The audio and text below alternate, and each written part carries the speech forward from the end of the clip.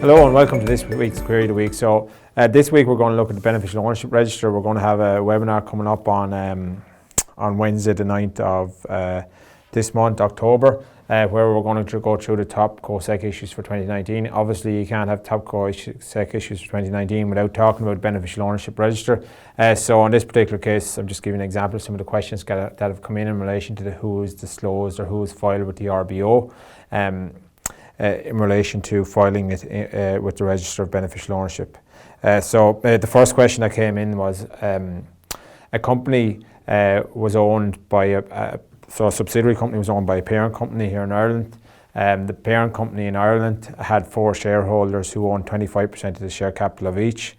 So under the Beneficial Ownership Registers, which have to be filed by the 22nd of November of this year, what the legislation says is effectively go to say, well, look, first of all, for the subsidiary, when they're looking there, you say, well, look, who are the beneficial ownership owners? The beneficial owners are effectively anyone that owns over 25% plus 1 share, or over 25% of the share capital of the company. So in that particular case, the legislation makes it clear that you actually have to go down to a natural person. So the subsidiary is obviously owned by a corporate body.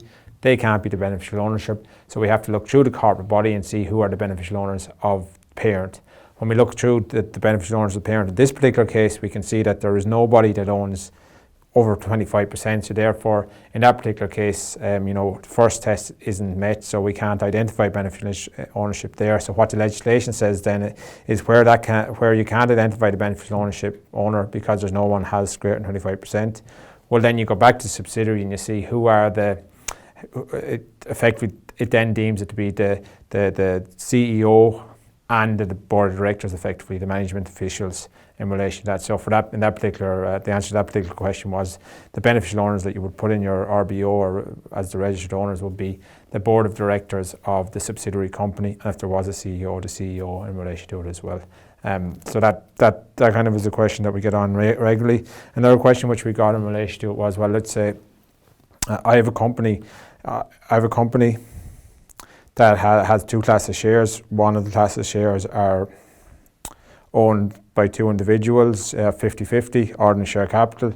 The other class of share is a golden share, so it gives the holder of that share the power to appoint and remove the board of directors. That there is held by another entity, and that entity is held by 2 different parties on a 50-50 basis. So who is the beneficial owner in this particular case? Well, in that particular case, what you're saying is this company, first test, you have to look and see, well, look, who owns greater than 25%? So this company, the ordinary shareholders are obviously the holders, they have the ability to control. So they're down as the beneficial owners in the Beneficial Ownership Register.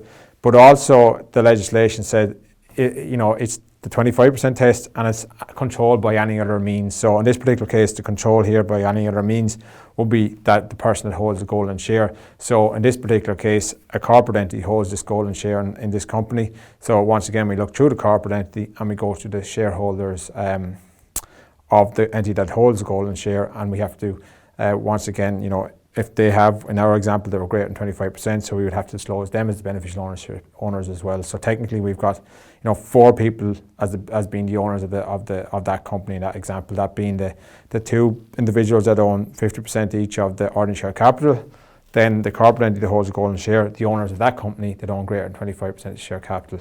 Under the 2 rules, rule 1 being who owns greater than 25%, the rules 2 is that who has controlled by any other means, and a golden share, by having the ability to appoint and remove the board of director, it gives them control. So then we have to go and look at the owners of the entity that holds that golden share.